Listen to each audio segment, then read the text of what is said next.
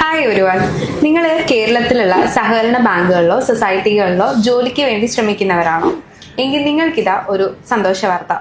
മുമ്പ് കേരളത്തിന് പുറത്തുള്ള സർവകലാശാലയിൽ നിന്ന് ബിരുദം നേടിയവരാണെങ്കിൽ കേരളത്തിലുള്ള ഏതെങ്കിലും സർവകലാശാലയിൽ നിന്നുള്ള ഈക്വലൻസി സർട്ടിഫിക്കറ്റ്സ് നിർബന്ധമായിട്ട് സബ്മിറ്റ് ചെയ്യണമായിരുന്നു. എന്നാൽ ഇനി അതിന്റെ ആവശ്യമില്ല. ഈ പുതിയ വിജ്ഞാപനം ഔദ്യോഗികമായി കേരള കോപ്പറേറ്റീവ് സൊസൈറ്റീസ് റൂൾസ് 2025 എന്നാണ് അറിയപ്പെടുന്നത്. അതായത് UGC അംഗീകരിച്ച ഏതെങ്കിലും യൂണിവേഴ്സിറ്റിയിൽ നിന്ന് ബിരുദം നേടിയ ഉദ്യോഗാർത്ഥിക്ക് കേരള പബ്ലിക് സർവീസ് കമ്മീഷൻ അതായത് PSC, അതുപോലെ cooperative service examination board CSEB വഴിയുള്ള നിയമനത്തിനും എല്ലാ കോപ്പറേറ്റീവ് ബാങ്കുകളിലും സൊസൈറ്റികളിലുമുള്ള സ്ഥാനക്കയറ്റത്തിനും അർഹതയുണ്ടാകും.